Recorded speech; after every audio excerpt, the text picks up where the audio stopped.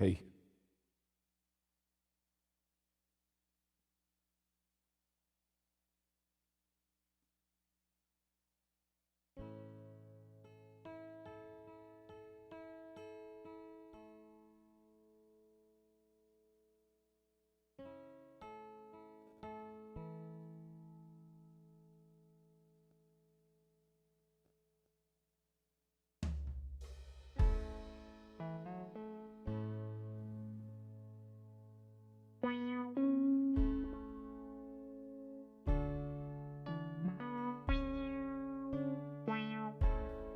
Hey, Periodoxine. What's up, Valiant One?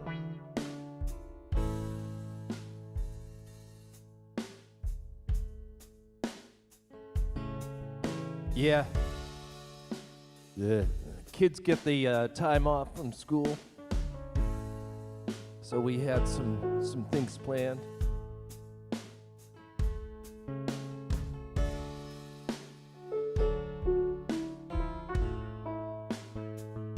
Can't wait to hear it, Periodoxine. And yeah, my wife said something like, you had posted something about the flat earth on like one of her posts. I think she tagged me in the Facebook post.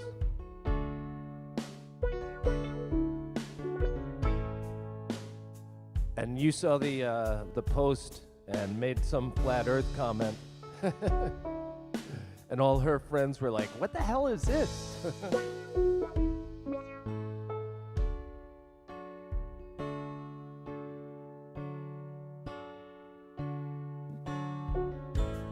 Michael Healy. We didn't go very far. We did some road tripping.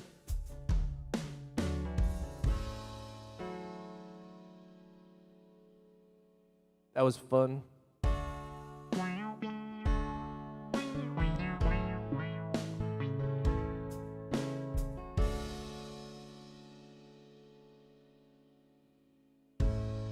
Well, they tell us they're exploring outer space,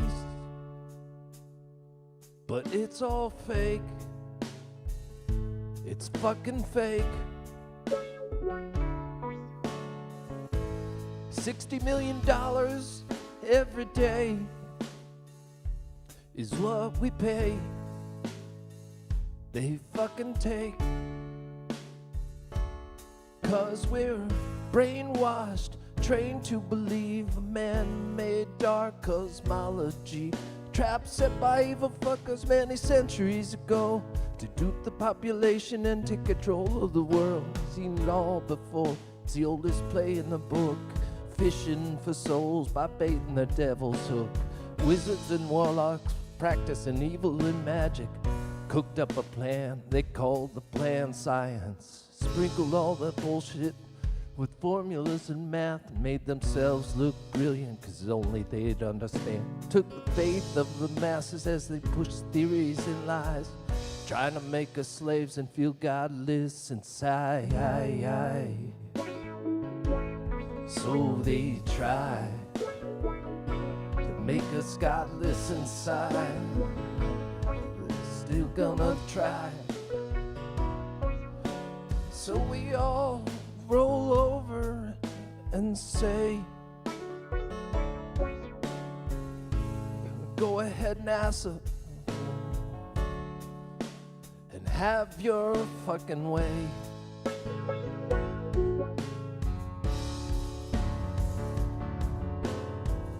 Why can't we see so much farther than they say? 50 miles plus across the ocean on a clear blue day.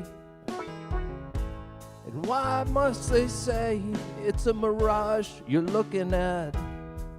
Yeah, right, that's not science. That's just a load of bogus math. Use your eyes and a zoom lens. Spot an object far across the sea. That's all it takes to prove there's no bend to be seen. Look for any curve, it just leads you to the fact. We got hills and valleys, but the rest is flat. It's fucking flat. Ooh, it's fucking flat. Ooh, it's fucking flat. Ooh, it's fucking flat.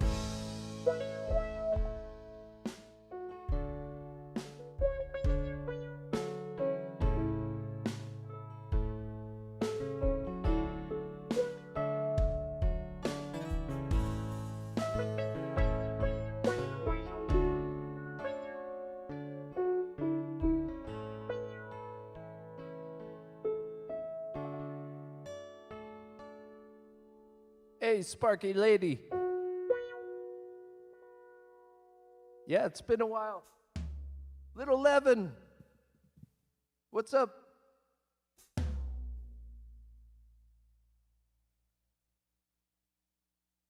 Shay? How's everyone? Just sitting here in the middle of winter, you know, a good 55 degrees in Boston. Makes no sense, but I'm down.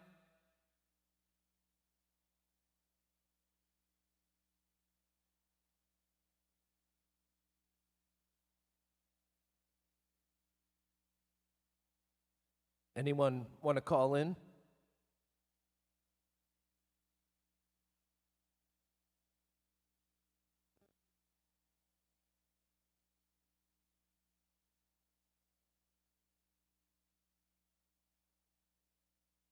Numbers up there on the screen. Hey, Karen Ann. How's it going? Feels good to be back. Back in the his owl.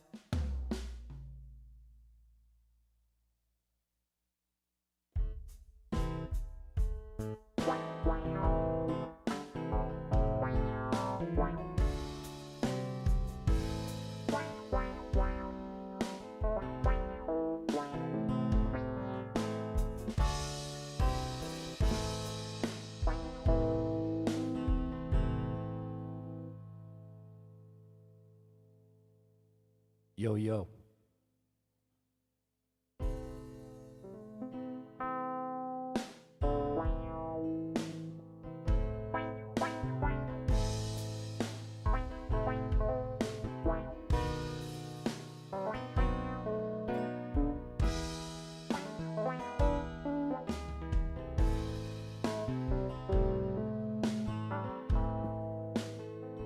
Sean Becker, what's up? Guess the song.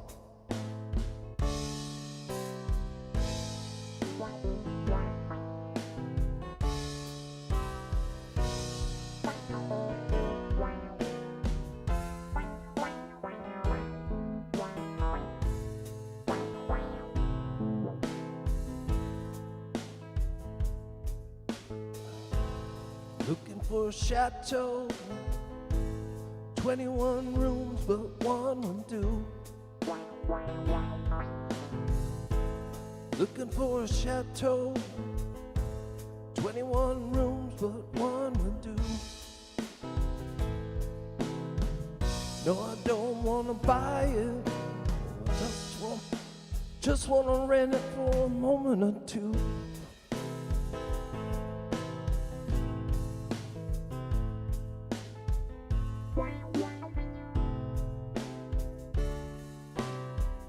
West LA fade away,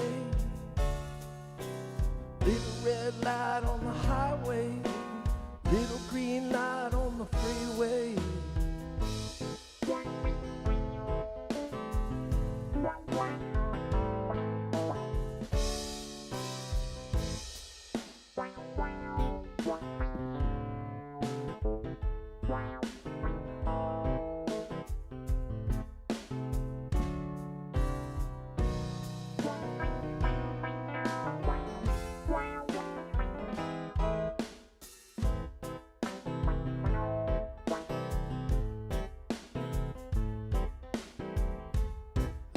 for a chateau. 21 rooms, what one will do. Looking for a chateau. 21 rooms, what one will do. I don't wanna buy it, I just wanna rent it for a moment or two. West LA, fade away. Yeah, Sean, I play everything slow. 'Cause when I first start playing a song, I start out like this. Me.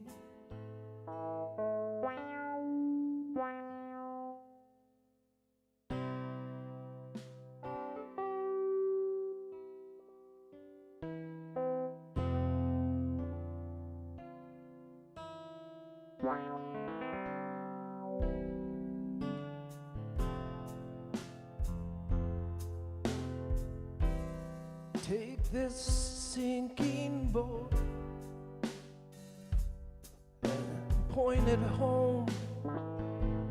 We still have time. Raise your hopeful voice. You have a choice. You made it now. Falling slowly. Sing your melody. I'll sing it loud.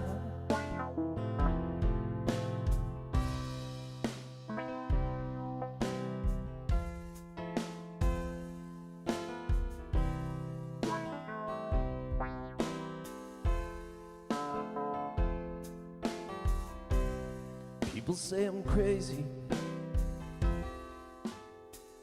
doing what I'm doing.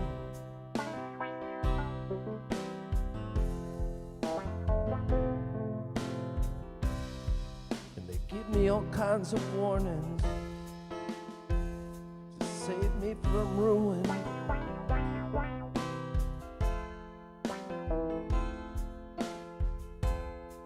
When I say I'm doing fine, watching shadows on the wall. Don't you miss the big time, boy, you're no longer on the ball. I'm just sitting here watching the wheels go round and round.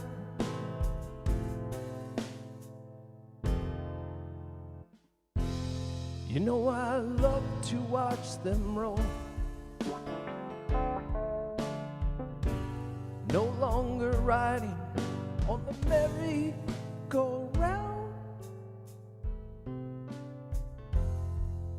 I just had to let it go.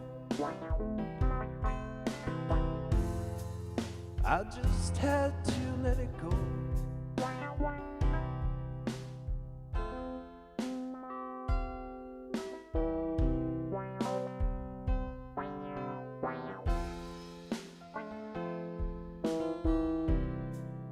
People asking questions.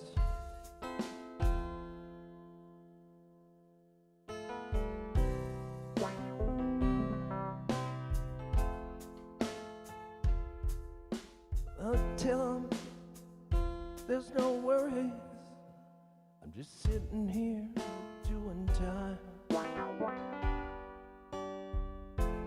And I'm just sitting here watching the wheels go round and round.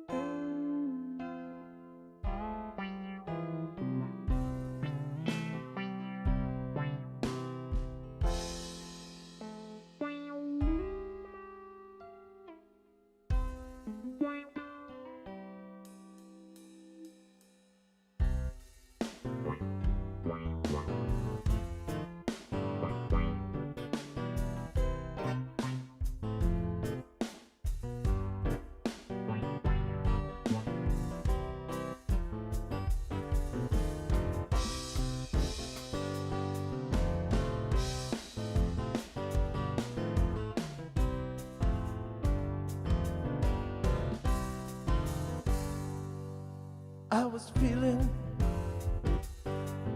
so bad. Asked my family doctor just what I had. I said, doctor, Mr. Andy, can you tell me what's ailing me?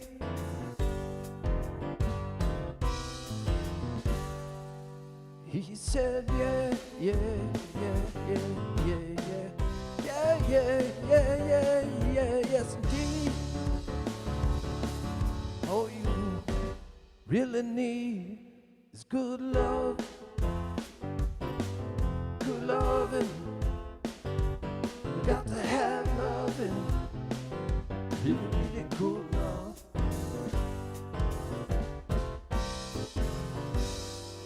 Come on, baby, squeeze me tight. Don't you want your baby to be alright? Well, I said, honey, it's for sure. I got the fever, you got the cure. She said, yeah, yeah, yeah, yeah, yeah, yeah, yeah, yeah, yeah, yeah, yeah, yes indeed. All you really need is good love, good love. You got to have loving, really good love.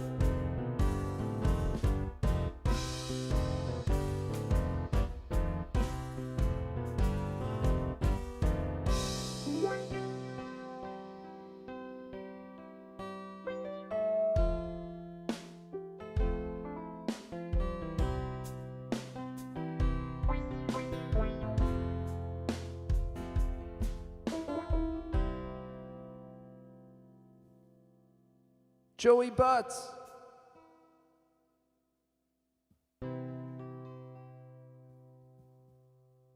Voynich, what's up?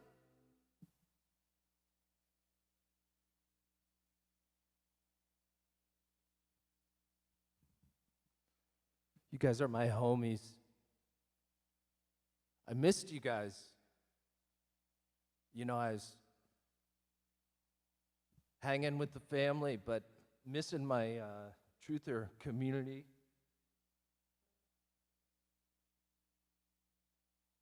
What's up, Dennis? Wee!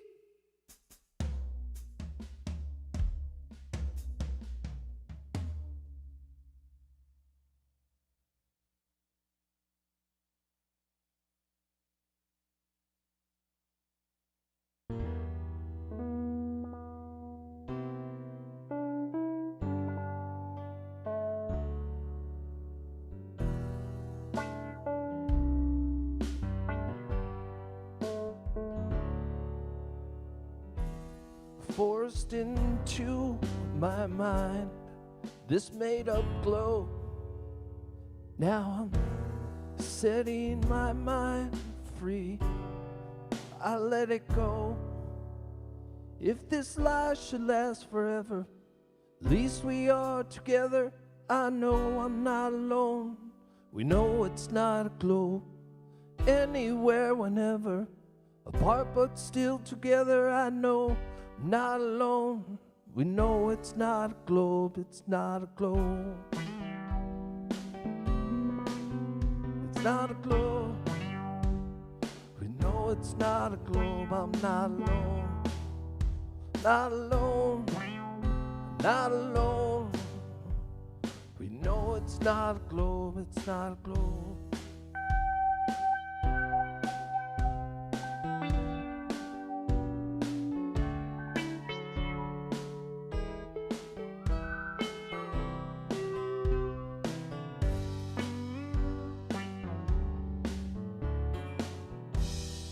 Spinning ball earth, I now know that you're fake. Deceived since birth, I'm no longer being played. If this life should last forever, At least we are together, I know. Not alone, no, it's not a globe. Anywhere, whenever, apart but still together, I know. Not alone, we know it's not a globe, it's not a globe. I'm not alone, I'm not alone. We know it's not a globe. Not alone, not alone. We know it's not a globe, not alone, not alone, not alone. We know it's not a globe.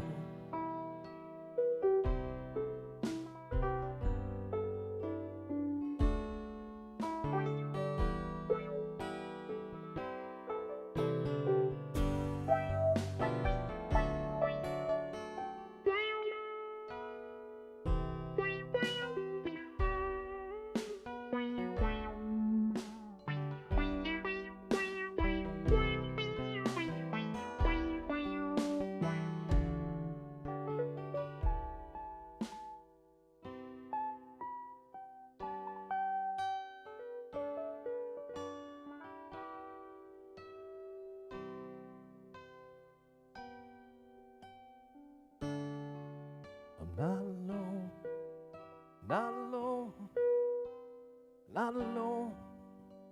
We know it's not a globe, it's not a globe.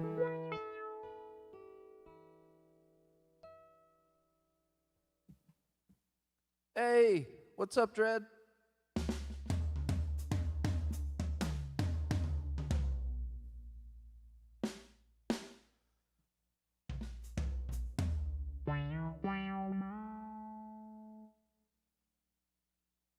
Put a little auto wah on that one. You like that sound? I like the Wurlitzer with that.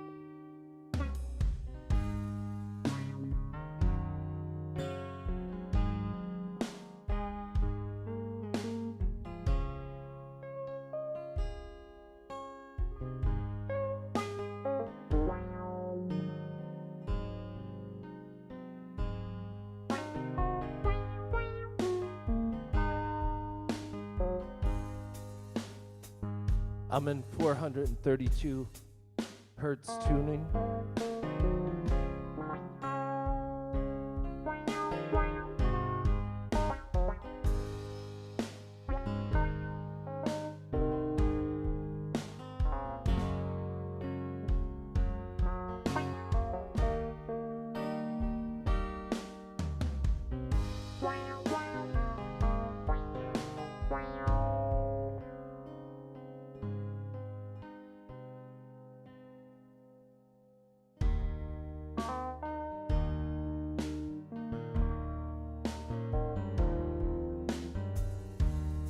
Free your mind, let your senses win, and see the sun above us spin. It doesn't set like we've been told to think. It just sails into the distance. Hark now, hear the sailors cry, lost at sea, but in the night, saved by a far-off beam of light, as it shines across the flat ocean.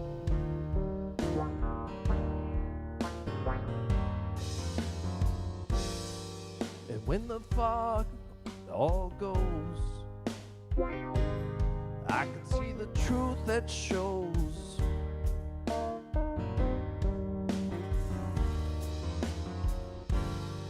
And when the fog all goes, I can feel it. And I'll never fear it, because I freed my twisted soul, bent by lies since I was 1 day old.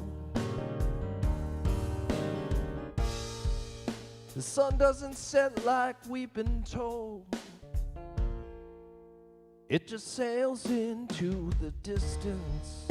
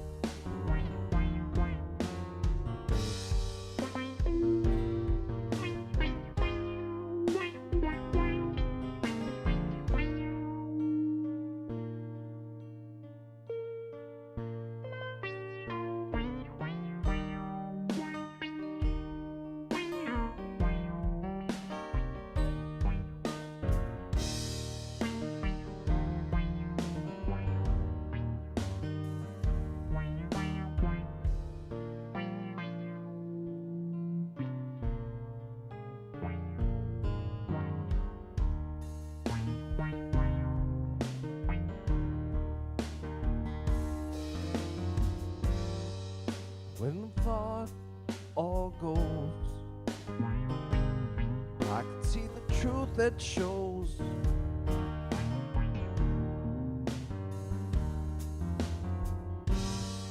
And when the fog all goes, I can feel it. And I'll never fear it, 'cause I freed my twisted soul, bent by lies since I was 1 day old. The sun doesn't set like we've been told. It just sails into the distance. Oh, oh, oh, oh, oh, oh, oh, oh. It just sails into the distance. Oh, oh, oh, oh, oh, oh, oh, oh. It just sails into the distance. Oh, oh, oh, oh, oh, oh, oh.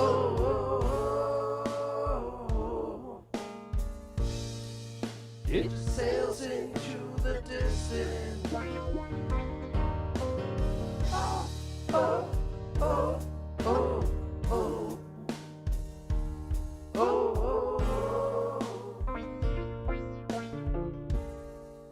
It just sails into the distance.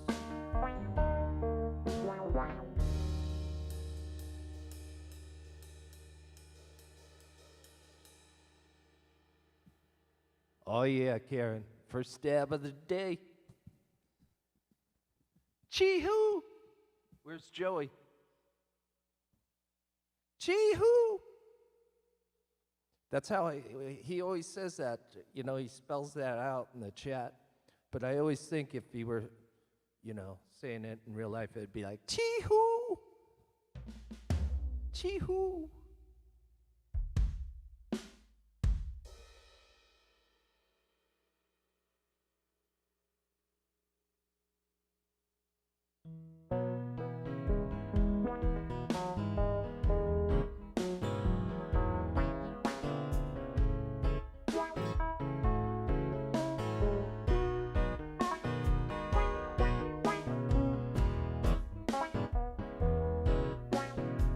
And on the street just the other day, he came at me, swinging a razor blade. He said, "Yo, man, did you steal my jug of liquor?" I said, "I don't know where it's at, but you can help yourself to my bottle of Jack. I don't think it's booze we're looking for."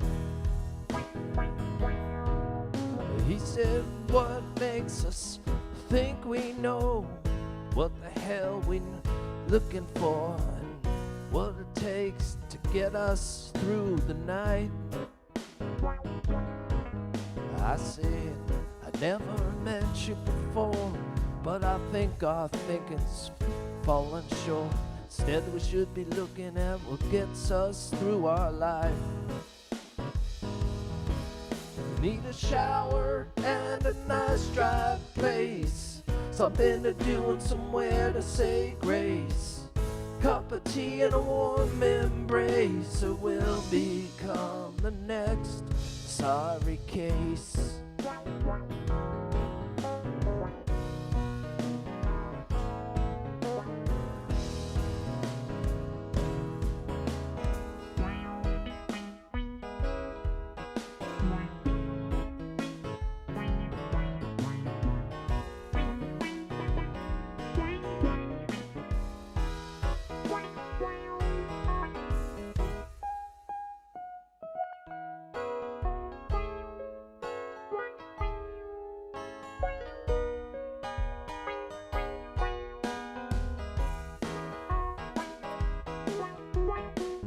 Seeing people falling apart makes it hard to see the stars, and the sun seems to shine with a diminished glow.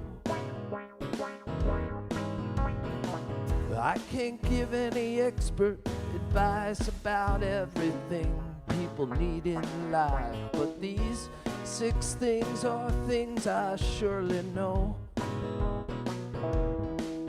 You need a shower and a nice dry place, something to do and somewhere to say grace. Cup of tea and a warm embrace, or we'll become the next sorry case. I don't wanna see another sorry case. I don't wanna be the next sorry case.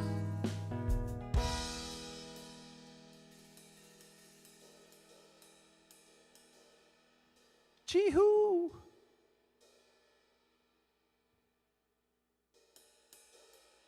We don't want to be the next sorry case.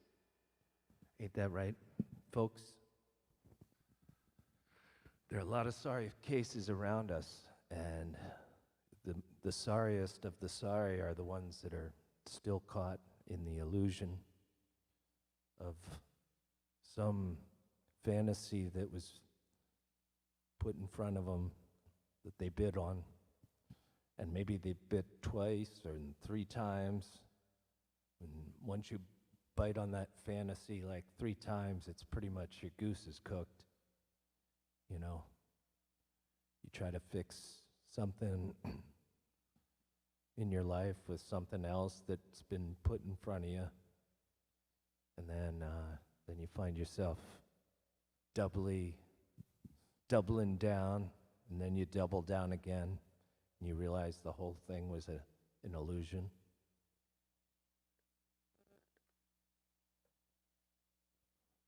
Those are the saddest, you know, someone that is caught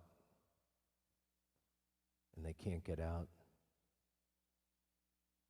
And, you know, you feel like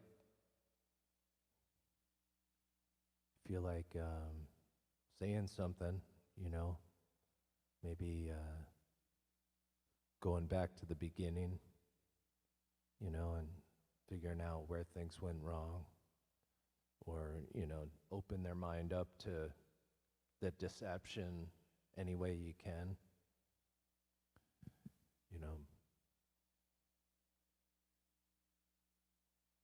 Some people, it kind of takes rock bottom before they can figure their their way out of the stuff they're in. Anyone want to call in? Anyone? Just watching the chat here. Rasta Bear, what's up, my brother?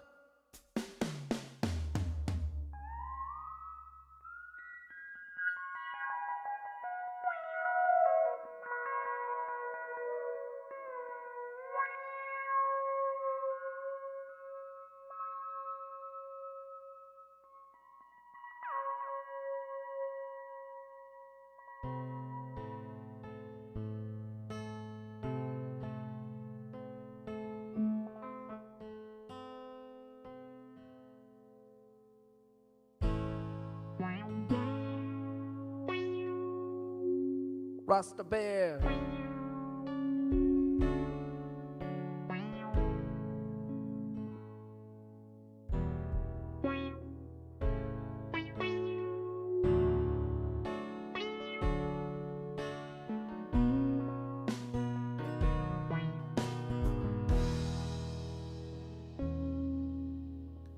Rasta, if you want to call in, anyone?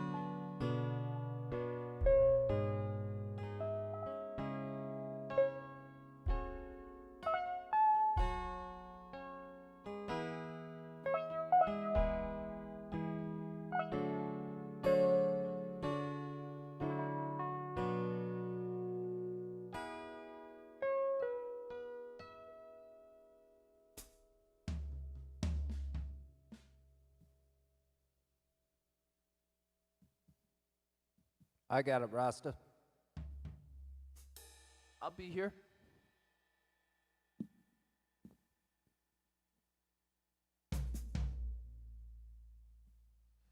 Karen, back and forth like a tennis match, watching for answers.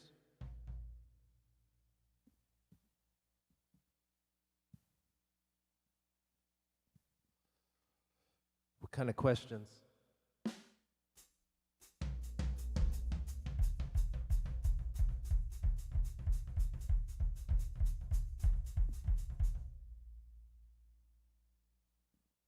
Wow. What kind of situation, Karen? How could someone throw you in jail?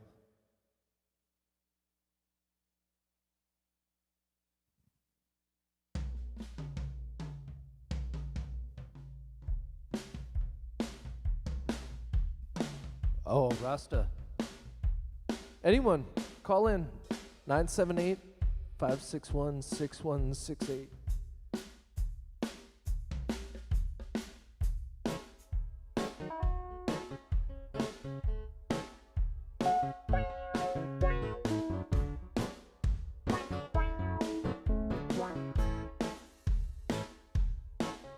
Don't worry about a thing, 'cause every little thing is gonna be alright. Don't worry about a thing, 'cause every little thing is gonna be alright.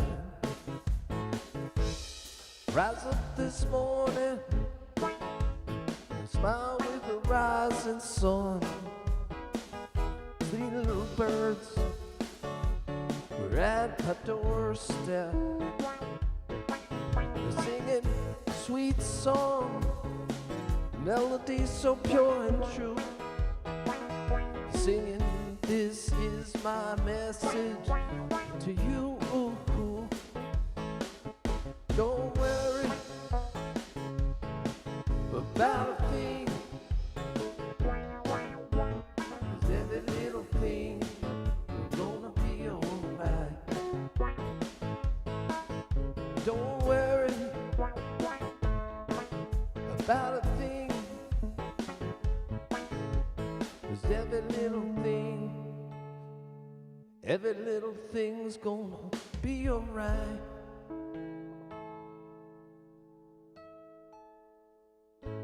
45 years and I thought for sure I could see a great big curve of earth at the horizon.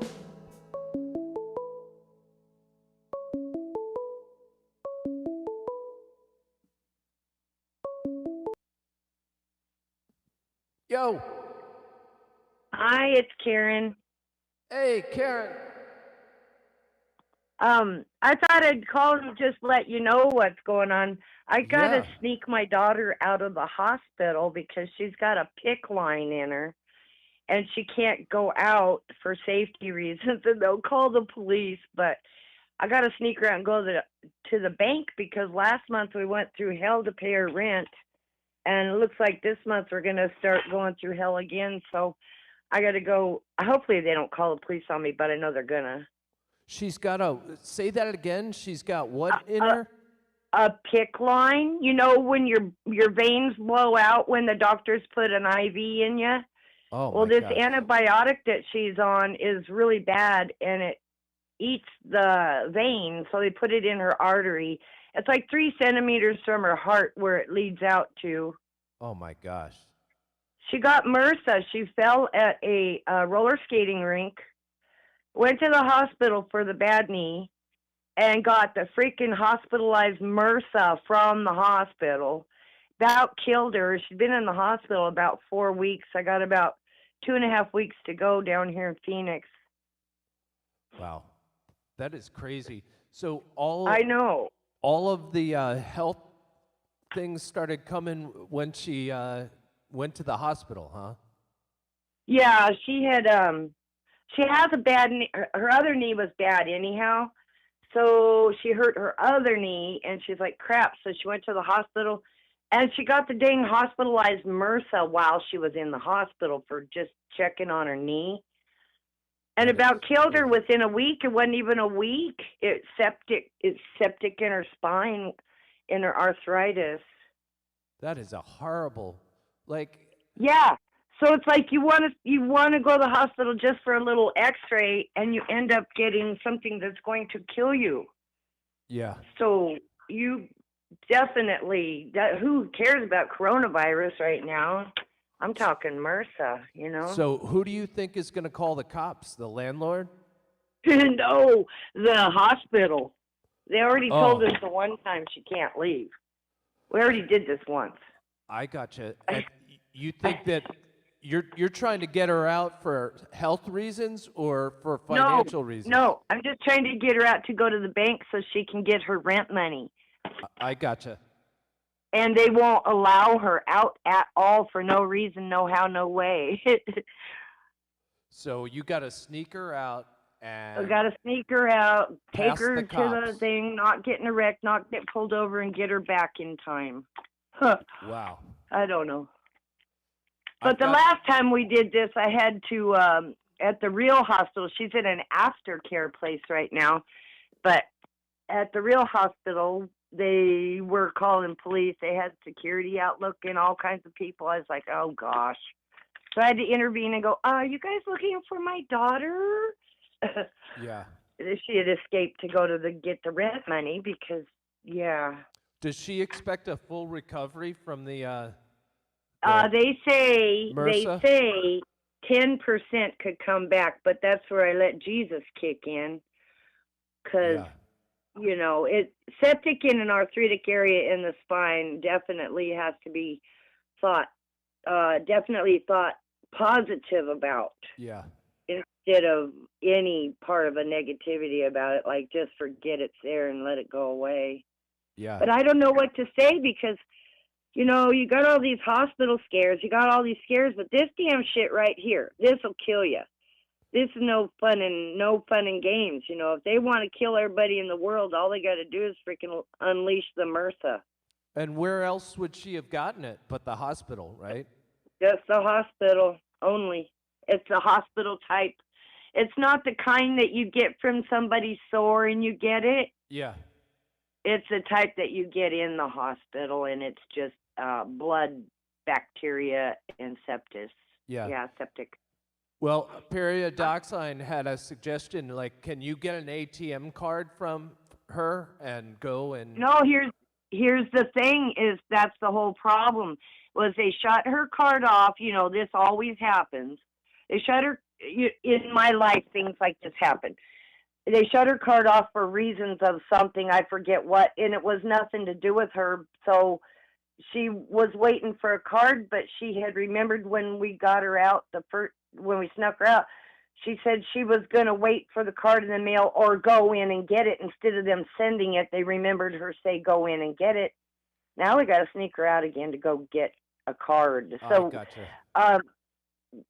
The point is they will only issue the cards that day if we take her to the hospital. Other than that, it'll be way after rent date on the 1st. Yeah.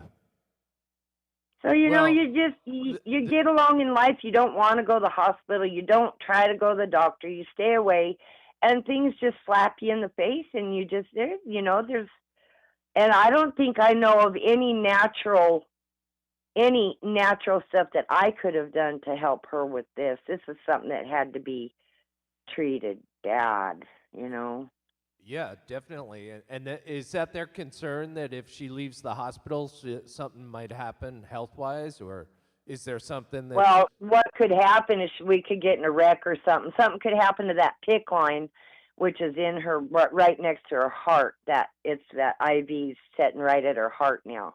Oh, you got to get her out with that line still in? Yeah. It's not hooked to a pole at the moment because we'll wait till she's done with her thing. She can unhook from it, and she's still got the PICC line in her arm. It's just having an IV, but it's way in your artery. Wow. Well, yeah. I've got the Mission Impossible music going on in the back of my mind with you and... Right. For sure. Sneaking her out. It's like if we had to deal with this on our own, just say we couldn't go to the hospitals, they were not going to help us or something, the person would flat out literally die of agonizing pain. That's crazy. You know? Yeah. Because I think of all the time of how I can naturally make stuff for, you know, aches and pains and, you know, the echinacea, stuff like that, honey, antibacterial. But something like this, boy, oh boy. Yeah. There's no, you know, you can beat the stupid coronavirus. Yeah, but I mean, it sounds like once your body goes septic, that, you know, that's big. That's it. Well, yeah. Man, I'm going to be thinking positive thoughts about you today.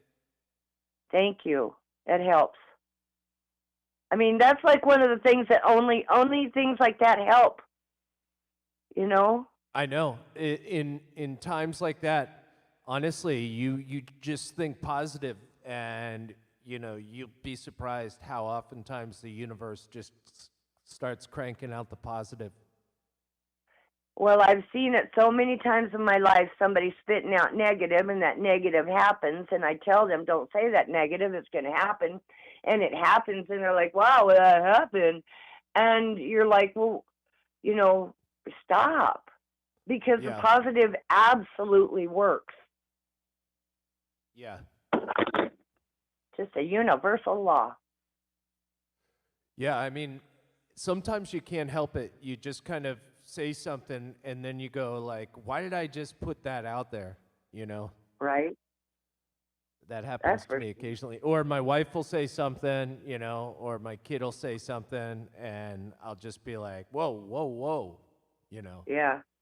We're I not catch even myself too, and when I even think a negative thought, I smash it in my brain. yeah. Yeah, that's the thing. Even it just in life, you drive down the road, somebody cuts in front of you, you got a negative thought like, "Hey, buddy, I'm right here. You didn't see me." I Yeah. mean, that's not negative, but still, it's not like, "Hi, bless your heart. I'm glad I didn't kill you while you tried to hit me." Yeah. I don't know. Let me ask you this. Okay, so Periodoxine has some interesting ideas here. Like, is there a way you could make some phone calls and, let's say, talk to the landlord and let him know about the hospital and then, contact the bank and ask them, like, the approach? If you get a couple days from the landlord, would that kind of open you up to kind of doing this the right way? Yeah. My daughter's the type, she wants it paid on time, but this is the route we're going to have to do. Is like Pirate said, um, tell the landlord it's going to be, in life, people are late on their mortgage and their rent and stuff. She's just so panicked that they'll get thrown out. She just wants to be the best little renter ever, Well, I you mean, know? especially if she's got a great history with the landlord, why Yeah. not just like lay out the situation and see if there's a way you could do it without the cops getting involved, you know? Like, Right? I don't want to if go to jail today. there's got to be a process from the bank. If you were to call them and say, how do we go about getting her money so she can pay the rent when she's Oh, in you know what I'll do? what's that? Maybe I can go get a general today, a general power of attorney. There you go. Or, Maybe, yeah, maybe that she or can and authorize a call the landlord. We'll start on that today. maybe she can authorize a transfer to you somehow if you're in the same bank and you can extract the money. Yeah, I don't think so. I just It's some don't. credit union. They're not as lenient as like say Chase or something like that. Yeah. Rasta Bear suggested FaceTime on the phone from the bank. Maybe there's some kind of process they can go through to verify that you are who you are. Maybe they can see the hospital They records. got to do something. I can't believe that they have no help at all. I Yeah. mean, this is like crazy. And the landlord can't do anything. This is what periodic oxide is saying. They can't do anything for a period of time. But I know she doesn't want to ruffle any feathers with her history or jeopardize. But And it just might have to if you happen. let him know that right up front, that she really doesn't want to have any kind of strike against her record, but she's actually fighting a big fight in the hospital right now, and she's in the For sure. process of trying to get the money out to you while she's in the hospital, and we've got a process going with the bank to get the money out and stuff like that. Sometimes, Yeah. if you just let the people know the kinds of things that you're dealing with, it was interesting. I was driving through Virginia with my brother, and I was going really fast because we were trying to get from Connecticut down to Virginia because he was like pretty much at the end of his life, and we weren't sure how long he was going to last. It was like he had Aw. fought a battle with cancer, and so I'm doing some insane speed through this like highway. It's kind of like a double road highway thing. It's a divided 2-lane thing, and I'm going, Right. there's not a lot of people on it. It's dark. It's got some curves on it, but I'm, making good time, and I got pulled over, and the cop asked me for the registration and my license and everything, and I was just like, look, dude, we're going down to see my dad. We're not sure what is going on, if he's going to make it past the weekend, and the last thing we need is hassles from the police. At which point my brother, who was in the passenger seat, smacks me on the back of the head like, what are you doing telling this guy, all this stuff? And I was like, I'm just being real with him, this is, I wasn't even thinking about speed. I'm thinking about my dad, And Right. so he goes back to his car, and he just comes back, and he goes, best wishes with your dad, and let me off. Aww. I You know, he could have said, well, you don't want to be a dead one getting there before blah, blah, blah. Sometimes they go that route. yeah, I know. That's what my brother, you never know what you're going to get with folks, but what you do know that you're going to get is a human being. And if they understand your circumstance and your concerns, oftentimes people, I think, will rise to the occasion. And I bet you her landlord would let it slide, wouldn't even put a strike against her. If I could get her on board with this positive thinking, she knows that there's a Mandela effect. She knows this. She knows that what God says is real, so she hasn't delved into the Bible on flat earth. She doesn't want to go there yet. And so she's got 2/3 of she's got God first, then she went Mandela, but flat earth is kind of a pride thing. Yeah. Because you don't want people to look at you like you're crazy. Right. But I don't care, because I would rather be looked at as crazy than as, I'm going to bow before you and say the earth is round because of what, Yeah. Well, do you feel like she's being looked at as crazy or something like that? Your daughter? Well, no, she is crazy. I'm crazy. My whole family's crazy. We're all crazy. No, it's just nobody in our family except for her old man believes in flat earth except for me and Right. him. What's really funny is I said to my whole family, I'm like, okay, whoever believes in flat earth gets my house. And Chris raises his hand. He goes, I believe in flat earth. And I knew that. So I go, he gets my house. Not even the family. He's my son-in-law. That's a good one when you put the family heirlooms and the will in play. Yeah. Like, okay, if anyone here believes in flat earth, you get the inheritance. Exactly. And you know that they know it because they're not faking it. I know this for a fact. You know when people are faking. You always have the spirit inside of you checks it. You know what I mean? Yeah, totally. Yeah. Like when God told me, go ahead, like Rob Skiba saying, I was listening to him and Zen Garcia before I went flat. And I was just listening about the giants and the earth and tripping out on all this shit that we weren't never told. Oh, there was giants in the earth before the flood and after that. Oh boy, that gives us a lot to go on in the Bible. So then I'm tripping on, they go into Enoch and stuff, and I'm like, well, that's not in canon. But then you look at it, and it's like, yes, Jesus talks about Enoch, so it should be in canon, just stuff like that. And then so God just said, look it up. Look in the Bible where it says the firmament and where it's stationary. He says, look it up. And I did, and I believed it. Yeah. I think I'm getting a hang on. No, I was just also reading something about Sean. Sean Becker was talking about his dad. Pretty amazing. I'd love to hear that story, Sean, if you ever want to call in. I would too. I want to I want to hear Sean talk really bad. I've missed him a couple times.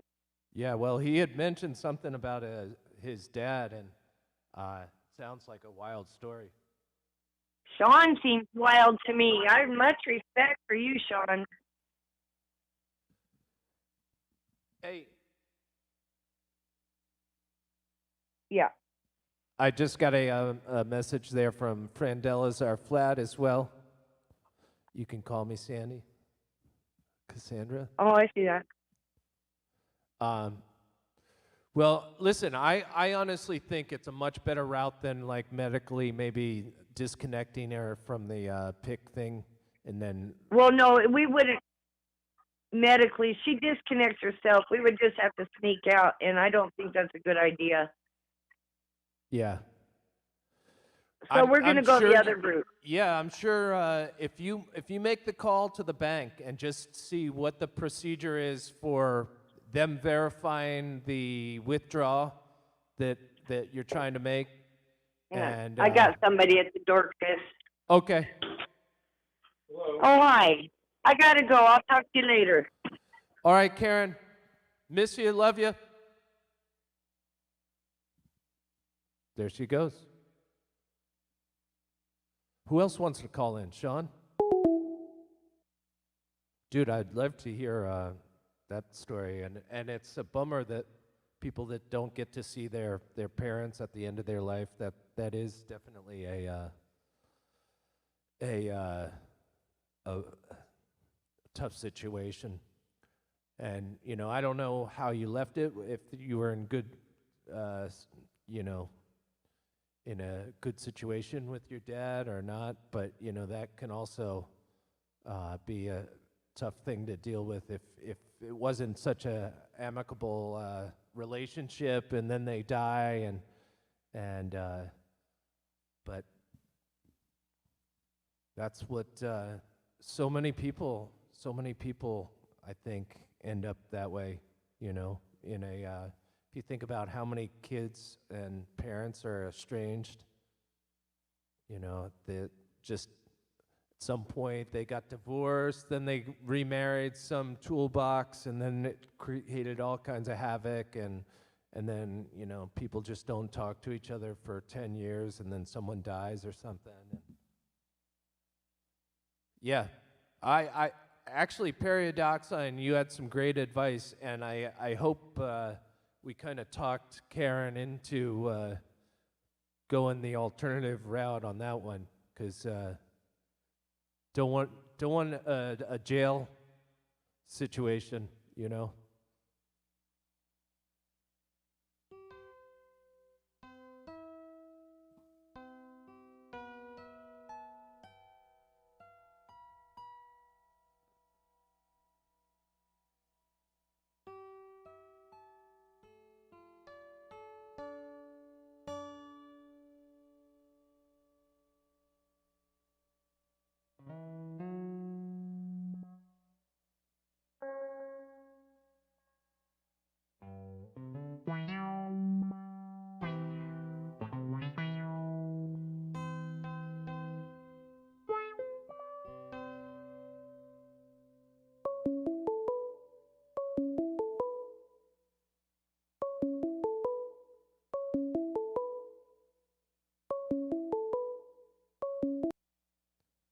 Hey, welcome to the jam room. Who's this? This is Rasta Bear. Rasta Bear. What's up, brother? Christian? How you doing? How you doing? I'm excellent. How are you? I'm doing good, man. Just I like being back on after a week of vacation with the family and everything. Miss talking to you guys. Yeah, we missed you too. What? Where'd you go on vacation? We just did a bunch of things around here, but did a little bit of road tripping to the big city, New York City. And cool. Yeah, my kids love the city. It's pretty fun. And you know, normally we do like really the high energy stuff, the 42nd Street, the hubbub, all of the crazy lights and signs and stuff like that. And we did Oh, a cool. little of that, but this time we kind of went downtown, down to like Greenwich Village, and it was a beautiful, beautiful weather we were experiencing. So we were out in the middle of winter time, just wearing sweatshirts and Oh, nice. walking these nice streets of New York. Just like quiet streets and great restaurants, and we had an amazing time. Awesome. Yeah, it's nice to have some time with your family for sure.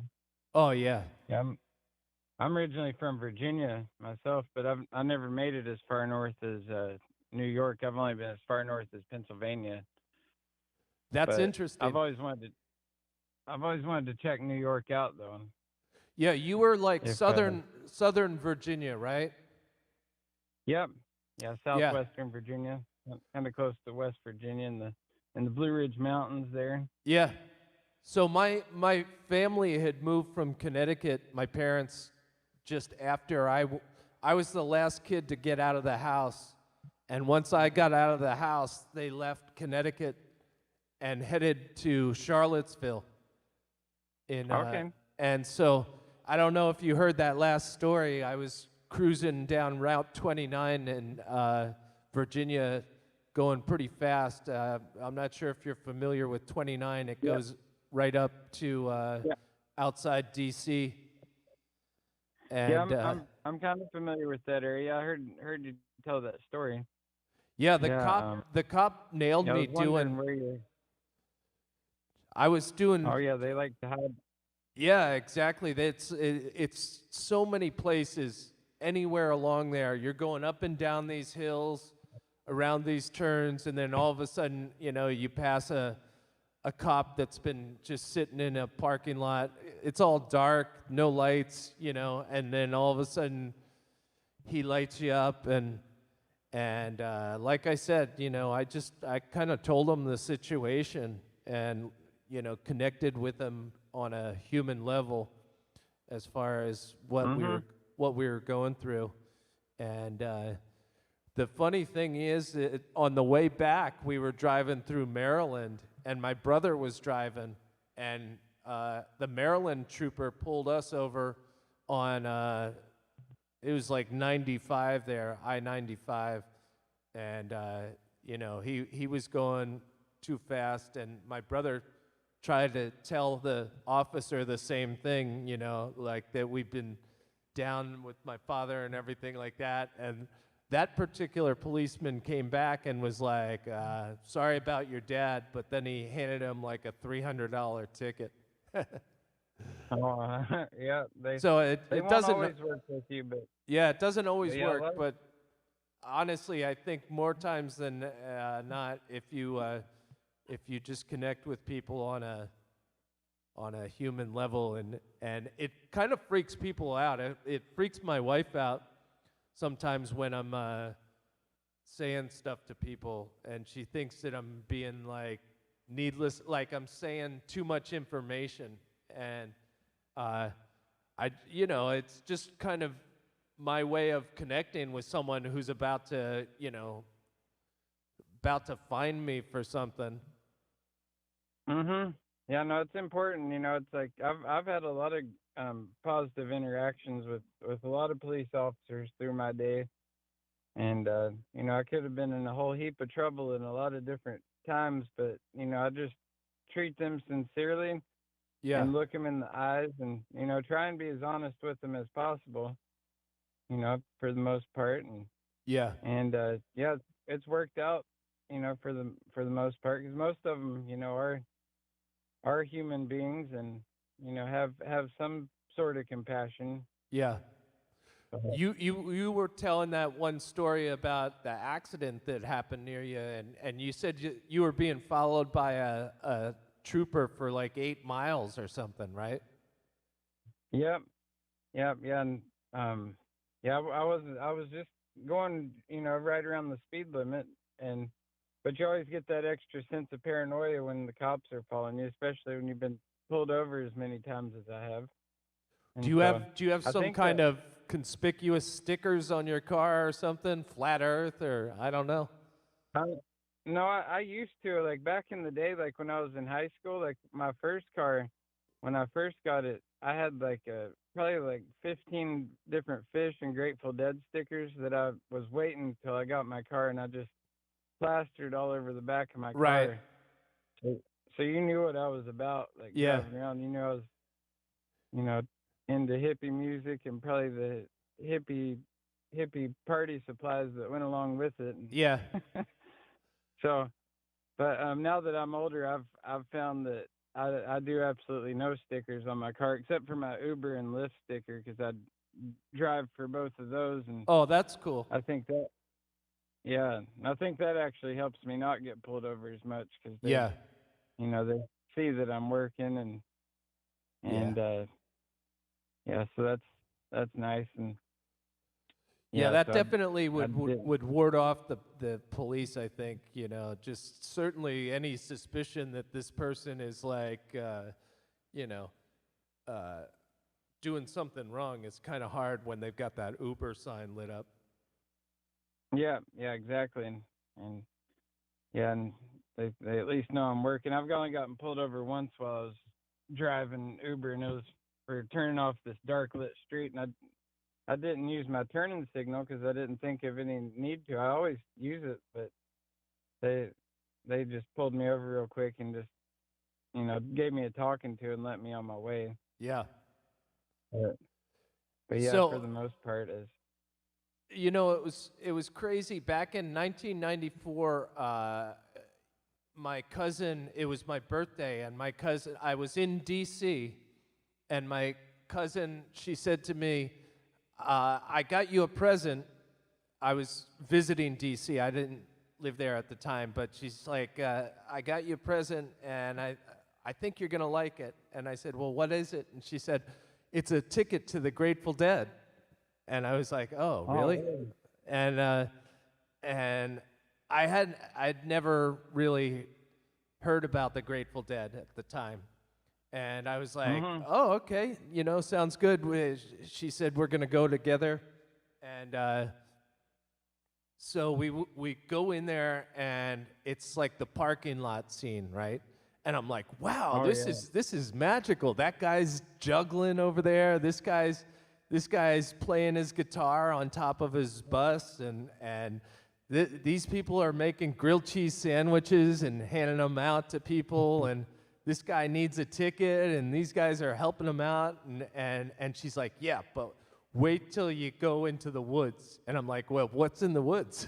She's like, they have these big tanks of laughing gas, you know, that they're filling up Oh, these yeah. monster balloons and stuff like that. And I'll tell you, that was like, wow.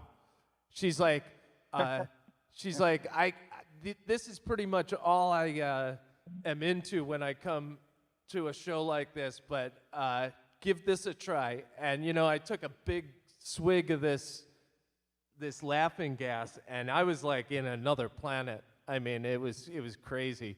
And but the whole experience in the parking lot was just transformative. You know, like at that moment, I didn't really know anything about the Dead or any kind of connection they had with the, you know, any kind of CIA or, you know, if there was Timothy Leary and all of that. I didn't know anything about the culture other than there was a group of people that seemed hell-bent on just living their life freely, traveling around with this band. And, you know, I thought to myself, this is pretty cool, you know? And Yeah. so that was in '94, and Jerry only did a couple more shows and died. Wow. Uh, Wow, that's something special. You got to actually see Jerry. Yeah, Sure. I mean, and But, you know, yeah. I went on to kind of like look into it more, and I had contacted my cousin, and I had told her that I really appreciated her, and she's like, I knew that you needed to definitely check it out before something happened, you know, with Jerry. He had already had a couple of bad medical things. Yeah. And so she just, Yeah. you know, she knew that it would be like a valuable experience to have. And so that was my one Yeah. that was my one Grateful Dead concert experience, but they seem to kind of continue it on with the different festivals and stuff. But honestly, they've cracked down on so much stuff that it doesn't really feel like freedom too much anymore, you know? Yeah, out here in Oregon, it's still kind of like that. You know, it's like the last frontier. I mean, it gets pretty wild because they still do like Further, which is like the rest of the members, the Grateful Dead, Yeah, and with the band, and then there's like this other band called the Dark Star Orchestra, which they go around and they play, you know, like a specific Dead set yeah, from a period of time and whatnot. But now that I'm older, especially as I've researched, you know, like the Tavistock and the MK Ultra and things like that. yeah, You know, I don't have it. It doesn't do it for me as much anymore. There, you know, I can still get down to some Dead songs and really, you know, appreciate the music yeah, because I can do it with discernment. But yeah, at the same time, it doesn't, you know, pull the magic on me. You know, it doesn't do that anymore because I'm aware of the fact that it was designed for a reason, you know, and that Jerry had close ties with the government, and all of them did, and, you know, but it is what it is. It's same with like the Beatles and other bands. You know, I still appreciate some of their songs, but yeah. I just it has like kind of like a darkness to it now that I know is there, and so that's why I kind of more gravitate towards the reggae music now, because with reggae, you know, it's like it's very jobless, you know, logos filled music that, Yeah. you know, it's really uplifting. Yeah, But definitely. when what's that? I definitely relate to you on the reggae level. Yeah, I was getting down to the Three Little Birds earlier. That was dope. Uh, um, yeah, Bob Marley's always he's like the original truther to me. You know, Yeah. he was coming out and speaking the truth and seeing through the lies of Babylon and society, you know, Yeah. before anybody else, and woke me up to a lot of things before, you know, I even got into doing a lot of the research that I've done. Yeah, And I thought it yeah, was kind of crazy that the dude was singing about like having no fear for atomic energy when, you know, everyone around them was like freaking out that we were going to like basically thermonucleate, like destroy the world that we were on. And he was like, exactly. you know, I think he was seeing through all the bullshit that was going on, and I'm not sure I'm buying the death story of Bob Marley because it. Oh See, no, yeah, that's definitely, you know, there's a lot of holes in it. I've watched some documentaries and some research into, you know, the fact that, you know, he was speaking so much truth in that time that you know, he was causing a real ripple in the cabal and you know what they were trying to do, yeah, and yeah, he was way too big of a threat for them. I mean, look at his impact still today. I mean, you go anywhere you go in the world, people know who Bob Marley is, yeah, and they know the message that he brings, and he brings people together and talks about love and, you know, and you know, being positive and giving thanks and praise to the Most High, and you know, he was connected to, you know, to the ether in a way that, you know, we can't get connected in a lot of ways today without, you know, really having to meditate and get deep with it. yeah. But And I'm now, you definitely know, I definitely believe the same way, and he was tapping into the mainstream stuff that people were making, so that he could craft a sound, you know, creating a whole new genre basically of music that Mhm. uh, continues to just like gain a following. You know, it's amazing what he created. Um, Doc Oh yeah. Michael, Yeah. Jerry, Doc Michael just said Jerry and I went to Bob Marley's funeral. We're together in Berkeley. What does that mean? That's pretty wild. Um, there's some amazing people in the truther community. You know, actually, there was one guy that I was talking to on another live stream on D Live, and I could have sworn he was Phil Lesh. Like, uh, the guy said he's from Ontario, and I believe he's from Ontario, but he just, like, as I was talking to him, it was like I was talking to Phil Lesh. It was pretty wild. And then I was thinking, you know, if Phil Lesh wanted to hang out in truther communities, this is probably exactly what he would do, right? Like, he'd have a handle, and, you know, he'd... Rasta? I think I lost Rasta. Maybe he went through a dead zone with his... I think he was on his cell phone. Doc, I would love to hear that. Oh, here we go.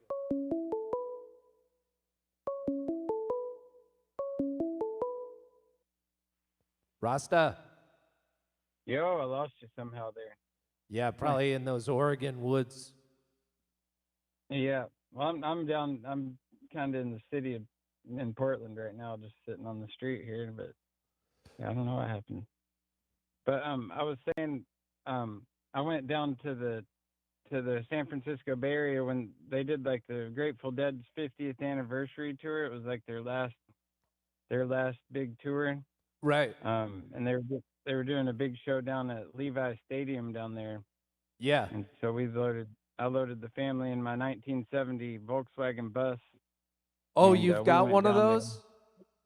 Yeah, Nice. I've got a Westie, and yeah, it's a fun little family camper vehicle for sure.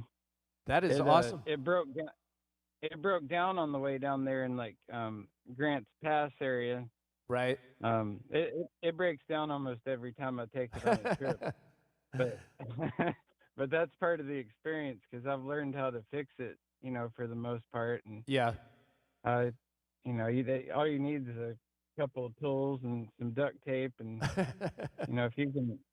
I've had to hitchhike from it quite a few times to either go to the auto parts store or to, you know, even I've run out of gas a couple times and had to go with the gas can and go fill it up, and Yeah. it's always an experience. But yeah, we missed the first night of the show, but we made it to the second, which was really a special thing, just to be able to go down there in the Bay Area and experience that, because regardless of, you know, what the design was with the music, the people that go to these shows are just such beautiful, amazing people, and so full of love, and you know. Well, that's the thing.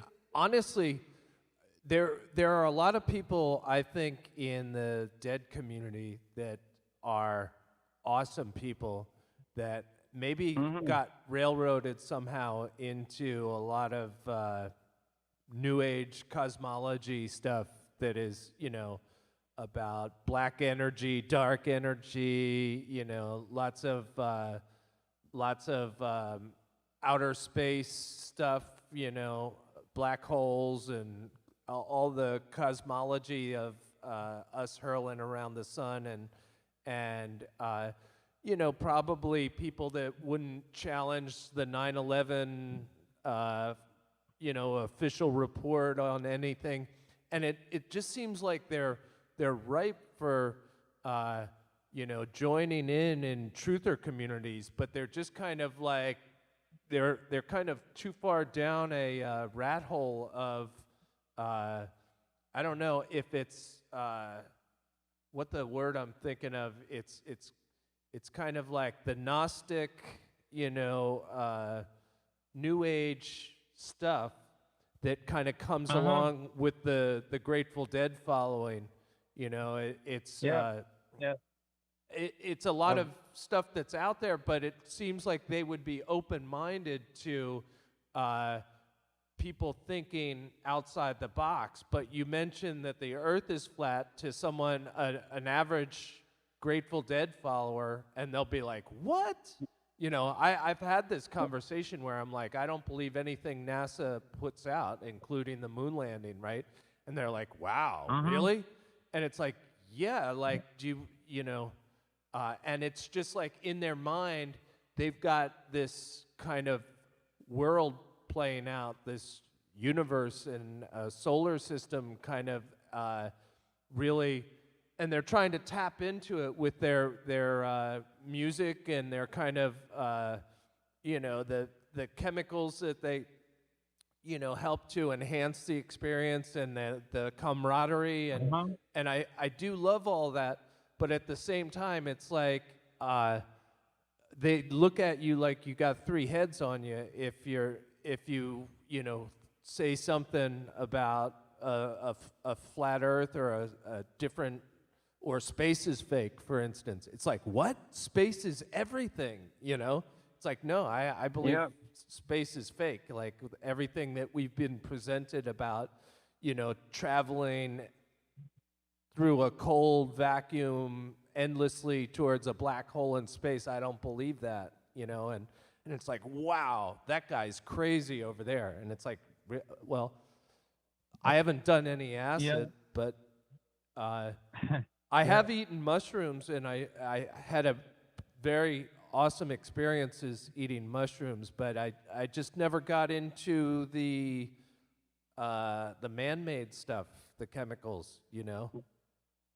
Yeah, see, I used to love that stuff. Like I was a real psychedelic warrior for years, and I really, I thought, that was my key to like stepping out and being able to see beyond what is there. Yeah. I had a lot of, really awesome experiences with it, and it did open my mind in a lot of ways.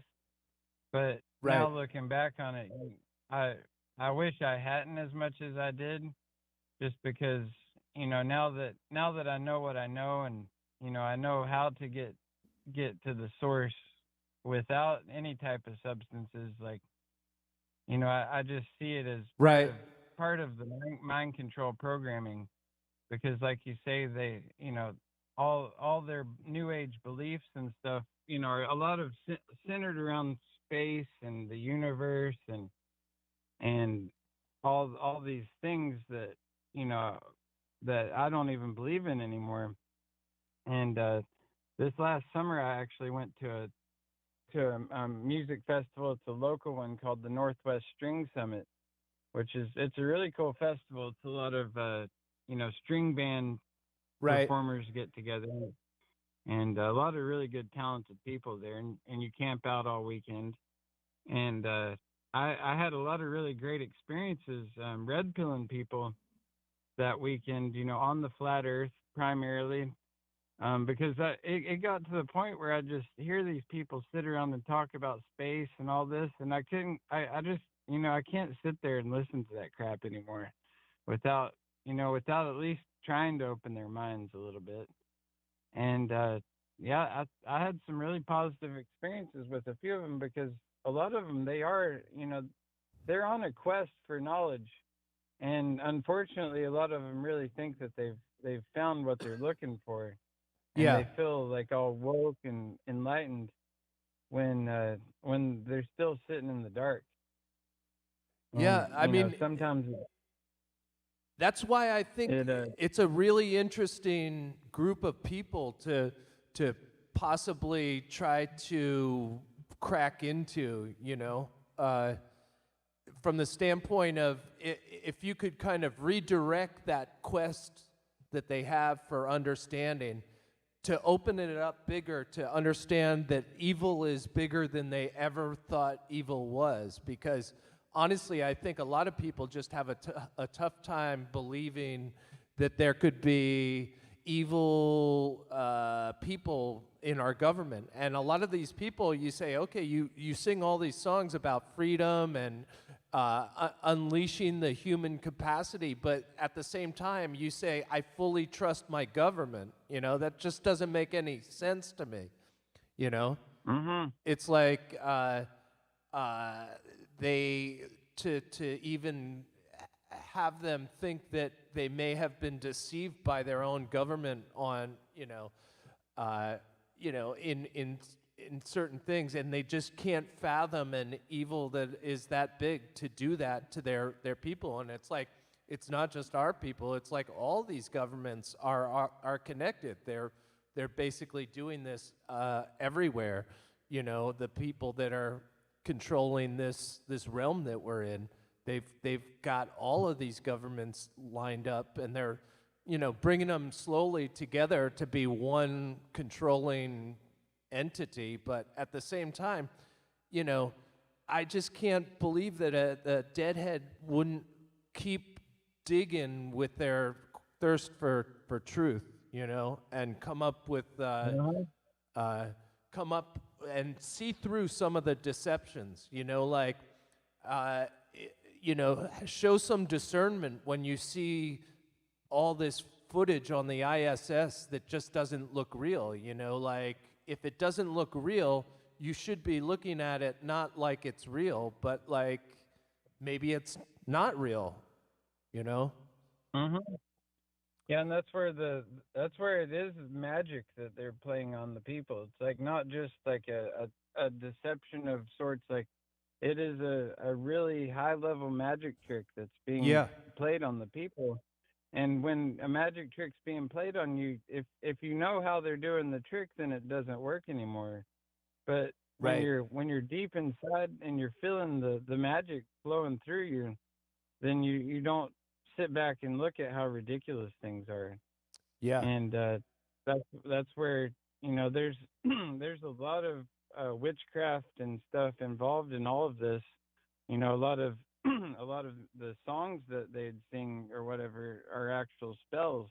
Yeah. And you know, they cast on the people. They get the people, you know, like most people, you know, I know most Grateful Dead songs by heart, you Yeah. know, and can just sing right along. And there's like, it heightens the effect of the magic when people do that. That's right on, And dude. That's exactly right. The songs, if you deconstruct the lyrics, you know, like Robert Hunter wrote these songs, and all, you know, the nature of them is very I don't know, very what's the word I'm looking for? Gnostic, or just they're interfaces with spirits and devils and stuff like that magically take control of your mind and cast you away. And to, you know, it's very poetic, and while you're singing it, it might sound all melodic, but at the same time, you know, there's some pretty dark images that are being painted in a lot of the songs. Mm-hmm. And the songs are so well constructed and written that, you know, it's just, in my opinion, it's not possible for any man to just sit and write. I mean, if you look at the book for the Grateful Dead, for instance, like their book of songs, like it's a thick book of like a couple thousand songs, I believe.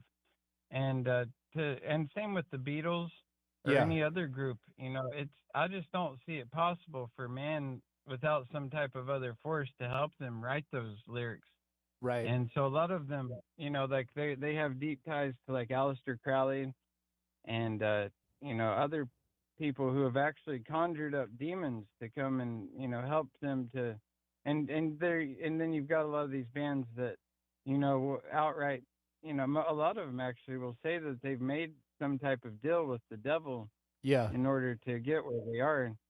And so yeah, we're dealing with forces that are bigger than, you know, just humans. Yeah. And yeah, that's Well, definitely what's I behind it. think Bobby has admitted to going to Bohemian Grove and Mhm. participating in that stuff. And honestly, there's something about Bobby ever since he was a young kid, and the video footage that I saw of him, he just seemed like he was MK Ultra at a really young age, and really, Oh yeah. I don't know if it was the acid or what, but he just, there were many times in interviews where he just didn't look like he was. I mean, he looked out of it, you know.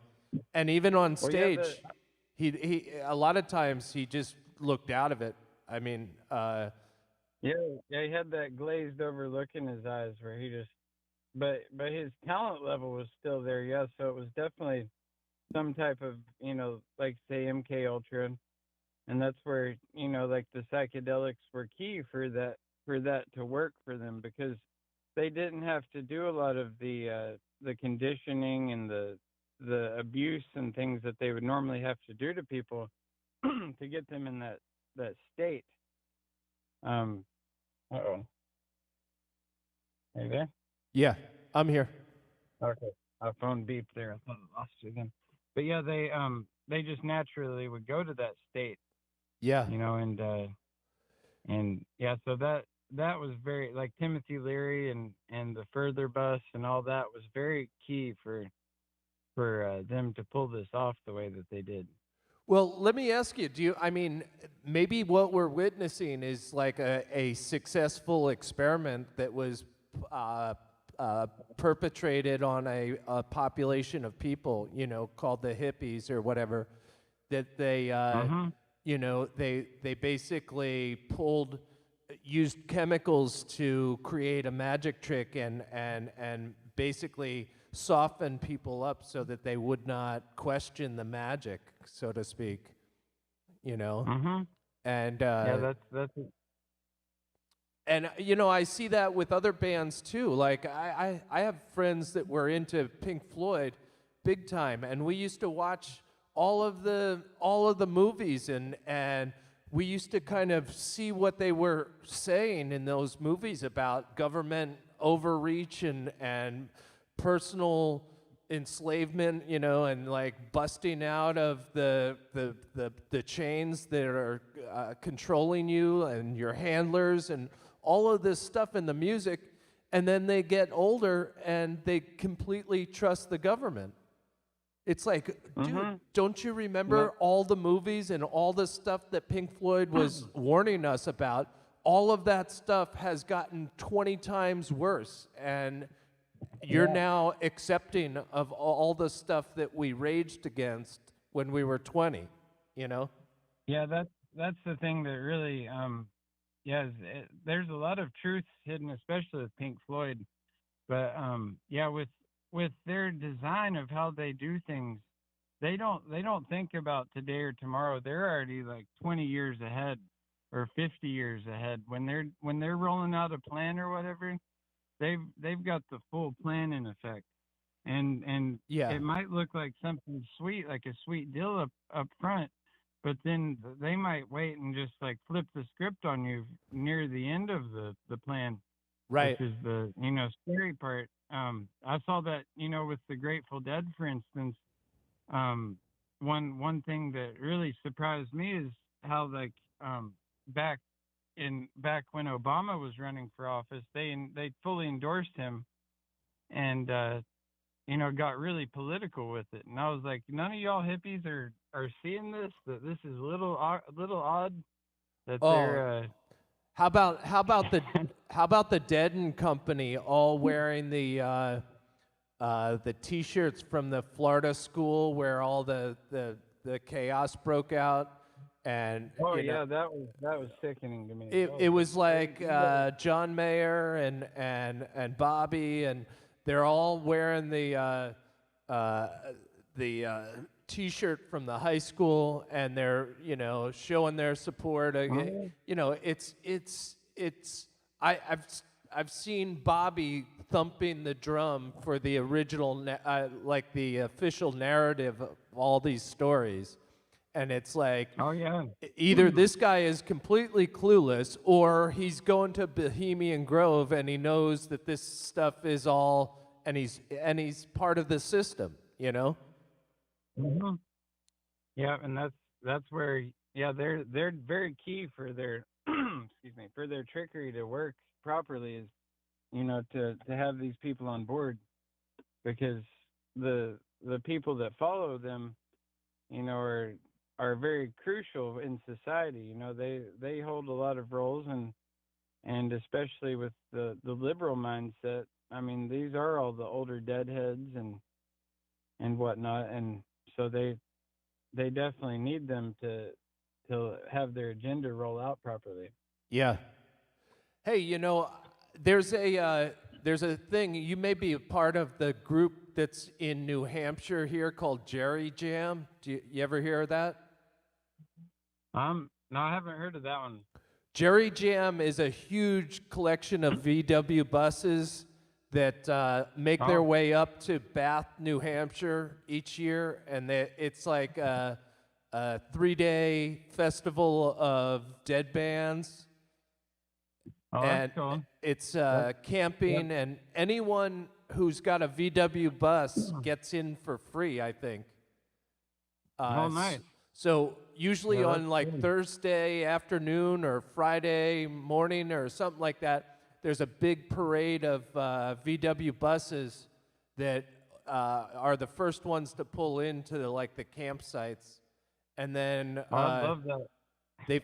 I've been wanting to go to this thing, and if you look at online on like Facebook, I'm part of the Jerry Jam group, and there's lots of links to jam bands and stuff like that. And there I've been able to pick and choose the songs that make me feel good inside. Singing certain Dead songs makes me feel like and I never was a big lyrics person. Like I never really got into any band's lyrics because I would find myself disappointing myself, other than Pink Floyd maybe, where I was like pretty much connected to every word they were saying. But a lot of things are just like jingles that play around in my head with the melodies and stuff like that, and the lyrics just kind of go along with them. But after you sing them for a while, and you're like, oh man, I can't really connect with that sentiment, and you start dropping songs from your list of songs that you like to play, and you end up with a collection of ones that you can resonate with, and it's by no means the whole collection, but I do love the melodies of a lot of the songs. Oh, yeah. A lot of the there are some Dead melodies that are just kind of god awful, like progressions that seem like notes that shouldn't be together, but they've smushed them together or something like that. But there's a lot of beautiful melodies that are in their songs, and great guitar riffs and organ solos and stuff like that. And so I do love the the jamming side of the Dead show, when everyone's out dancing, sweating. It's usually like a hot sun, and people are really enjoying their time with one another and their families and stuff like that. I do like that. It's just sometimes when you layer in the lyrics to the songs, it just turns into something different than it used to be. Mhm. Yeah, I'm from a little bit younger generation of like the tail end of the Grateful Dead, and so like I got into Fish quite a bit Yeah. when I was in high school, and they're very similar to the Grateful Dead in a lot of ways. A lot of Deadheads don't care for Fish or vice versa, but at the same time, a lot of them do, and they all come together, and they have like the same type of format where they jam hard, and they their followers follow him around the country and do like whole tours with him and stuff. And so like I got pretty passionate with that and went to a lot of their shows. Yeah. And my first one when I was when I was like 14 or 15. My mom and my friend's mom drove us to a show and let us go in. But then when I turned 16, I actually ran away from home to follow Fish. Oh, And really? I left a note, on my bed because I was gonna go to like 2 shows, but then my parents weren't gonna let me go to these extra 2 shows that I wanted to go to. And instead of just agreeing for the 2 shows, I was like, well, I guess I'm out. And so I wrote a Yeah. note and left it on my bed, and I said, I'll be back in a week. I'm going to Fish. And so I left the note and I climbed out my window and got in my car and drove off and drove to Winston-Salem, North Carolina. And then from there, went up to Merriweather Post Pavilion up in Right. Maryland. And then from Merriweather, I went down to Virginia Beach and went to the show at Virginia Beach. And then when I got there, when I came out of the show, these other people that were hanging out in the parking lot next to my car came up to me and they said that these cops had come and tinkered with my car while I was in the show. Excuse me. Because I guess my parents, had called the cops and they were looking for me. And so they had done something to disable my vehicle. And so instead of just giving up there and being like, all right, well, I guess I can't go any further, I grabbed my backpack from out of my car and I went and stood at the line of cars leaving and I actually hitchhiked and got a ride in this Volkswagen bus. And that was probably where I first got my love for the Volkswagen buses. Was this group of hippies picked me up and we went to the next show up in Pennsylvania. It was like in Burgestown, Pennsylvania, and we made it to the campground that evening, and we had a good time in the campground, and I ended up like passing out at this camp on like this folding table, and I just passed out. And then the very next morning, I woke up to my parents standing over me and like nudging me on the shoulder and being like, "It's time to go home, son." Oh, are you? And I'm just like, what the heck? How did they find me? I still to this day it trips me out. Like it's one of the most mind-blowing things that's ever happened to me because there's multiple campgrounds where outside the amphitheater, and how did they even know where I was going to be? They got on an airplane, flew all the way up there, and just on a whim they went to the first campground that they picked, and then pretty much just rolled right into the campground and drove right up to me and found me. Wow. So And had they put some kind of police alert out for a kid that left home or something? yeah, I'm sure there was a missing person report, but they that didn't help them in any way to track me down because I They didn't have any encounters. Wow. So they took your message that you were with Fish. They found out what show that you were at and figured that they would roll into a campground somewhere near there and that they would find you. Mm-hmm. Oh my Yeah, gosh, dude. their plan was to go there and then go to the show later, and they were gonna at least try their hardest to find me, and and they found me right away. It was just the synchronicity of things, And in life. And what had happened with the group in the Volkswagen? Were they gone? yeah, they were just giving me a ride up to the show, and then I was gonna either keep riding with them on more of the tour or whatnot. But I didn't really even talk to them again. My parents, once they found me, they just pretty much threw me in their car and took me to the airport and flew me home. Wow. And yeah, it That was is nuts. wild. And a lot of it, was they're I was brought up, in the church, and my whole family's pretty rooted in Christianity, and so like the second that they found out I was missing, they had a whole army of people praying for me, and praying that God would return me safely, and Right. that they'd be able to find me, and sure enough, those prayers were answered, and it it I still I still was on that path that I was on for years and years, but now that I look at it, and I'm more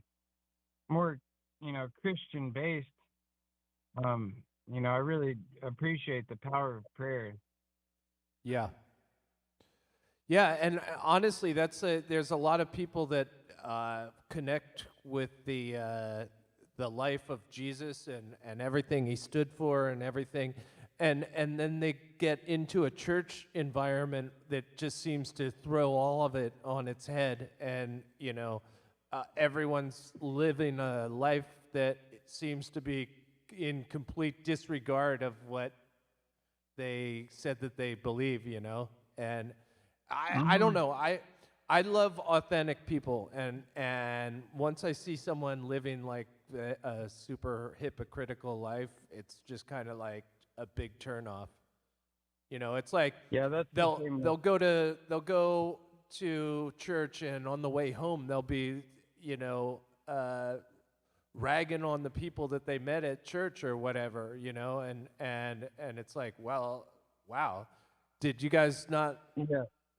see any irony in what's coming out of your mouth right now? This is like literally 6 minutes after we left the church, Yeah, It, it's heartbreaking in that degree, because I was brought up in the church, but then I could discern the hypocrisy in it, and all the contradictions of even the forcing of, or making people feel bad if they don't put money in the offering plate, yeah, or the people that that they're Christian based, but they thought just because they're Christians that they don't have to live healthy lifestyles, or yeah, try and eat healthy, and be healthy minded, and then the fact that they never question the flat earth in church oh, is yeah, mind blowing to me, especially mind since blowing, it's so. yeah.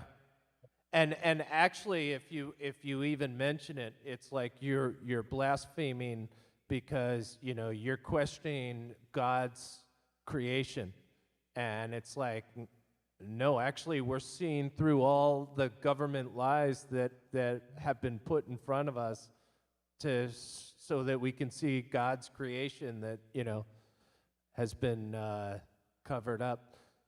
There's a guy on D Live. He's a friend of mine, Freedom Grower, Country Gravy Bear knows him. He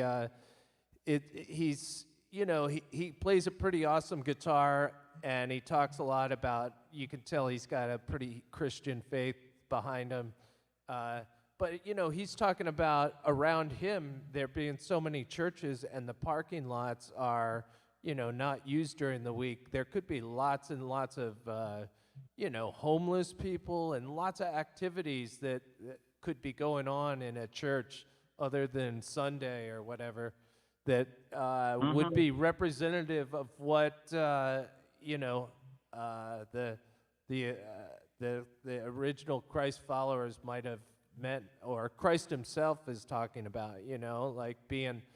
I honestly think that Christ himself was probably a pretty amazing, resourceful dude, right? And was able to make things happen, like big get-togethers, food drives, people camping out, people seeking help for their issues that they have going on in their head. All of these different services that could make a church come alive. you know, that you just see nothing but stodgy people dressing up and putting money in a plate on Sunday, you know? Uh-huh. Yeah, it's definitely not what it's supposed to be. It's more of a business, a tax-free business than anything, and yeah, it's a lot of people who are, primarily concerned. It seems selfish to me the way that they go about it in a lot of ways, because they're just trying to prevent themselves from going to hell, and Yeah, and they think by going to church that that's what's going to do it for them. yeah, When in reality, it's like faith without works is nothing. You gotta really put in the works. And when you're living with the Spirit, and you're in tune with Jesus's word and all of that, then it comes natural to you to want to do more and want to go out and live like Christ. yeah, And yeah, it's something I feel like is, for me, I've been able to do on my own in a lot of ways.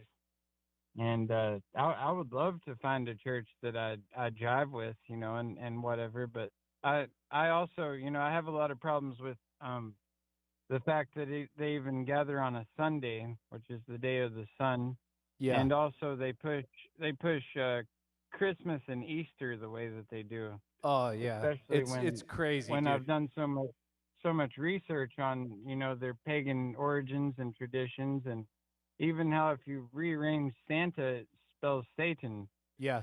And And and the fact and that we're just in like a meat grinder. Every season that rolls around has another associated Christian holiday that we're all supposed to go to the store and buy, hundreds of dollars worth of stuff for, you know?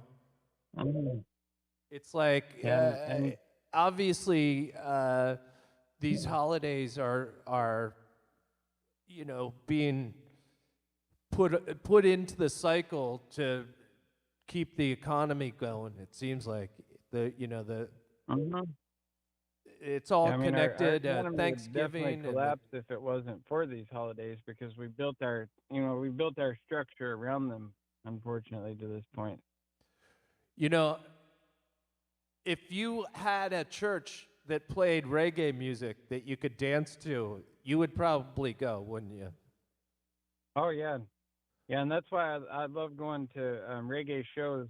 Anytime a big artist, or even like they have reggae dance hall nights, around here, where a few local DJs, because we've got some of the most talented reggae DJs.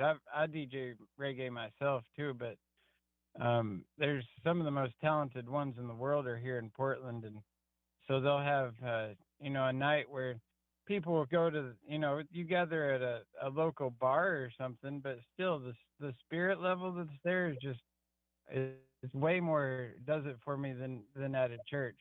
Yeah. And it's a beautiful thing, because yeah, the Rasta mindset, it just, I mean, everybody has their own path, I believe, but for me it aligns perfectly with where I want to be.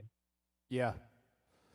Well, the thing is, it could be that nothing exists that kind of fits that niche for you. But like, if you can find you know, the outlets around you that can kind of fill in certain areas, you're basically creating your own fellowship and your own church around you.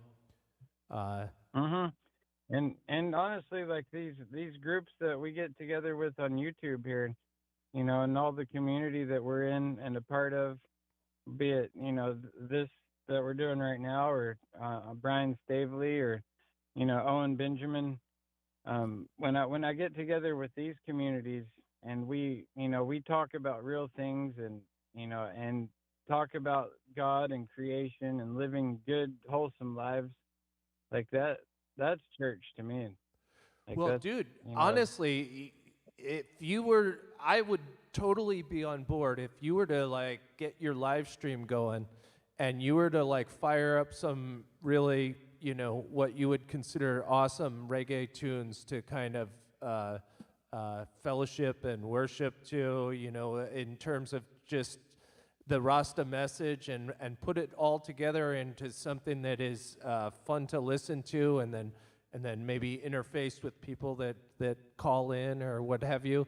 That would be an awesome show, dude. I'd love to be a part of that. If you were to be, do you have a record player, or do you have CDs, or what do you have there as far as your collection?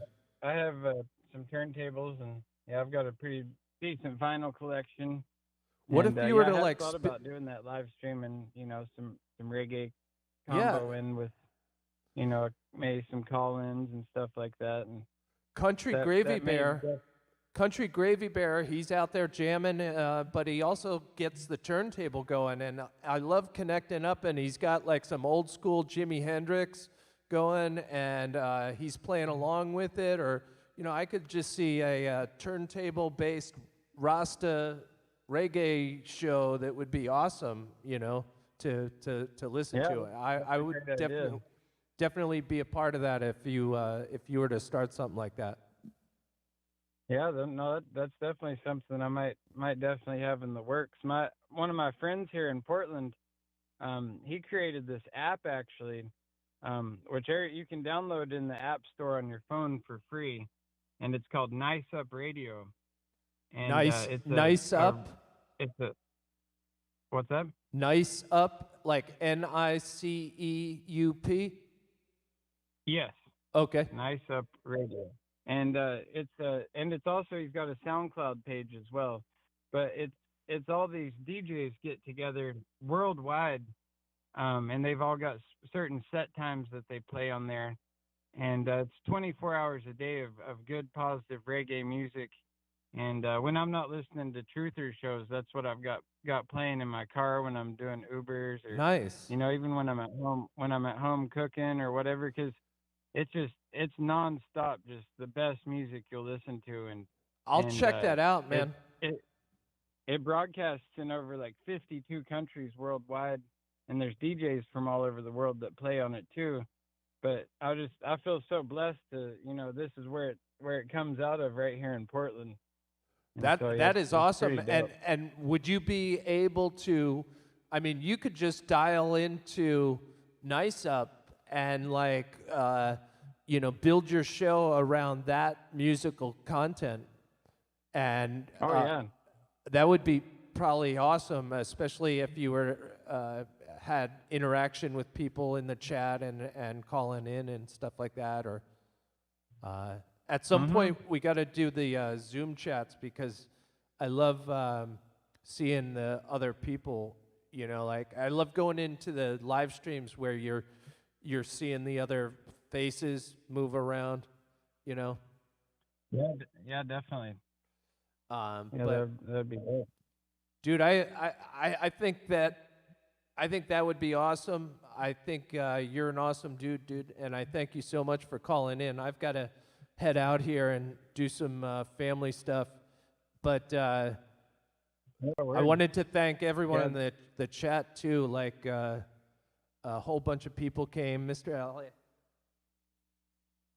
Doc Michael, Danny Pepper. I love everybody in the chat. You guys are the best, and it means so much every time we get on a show and everybody says hi to one another, and everybody's just so loving, and you guys really all feel like my family for sure. And it's just the stories too that people the stories that people talk about in the chat are like, I can't necessarily jump to the stories when I'm talking on the phone with you, but it's like pretty amazing some of the content that people are talking about in the chat, and that's what I love about the people on my show here. So thank you guys all for coming out. I love that you're doing this show. It's really dope that you started doing this, and it's cool being able to call in and talk to you. And honestly, I don't talk to hardly anybody in my day-to-day life, because exactly I can't relate to them that much. So. Dude, I'm the same way. It's like until I started calling in on Stavely's show, I had a friend from back in California that I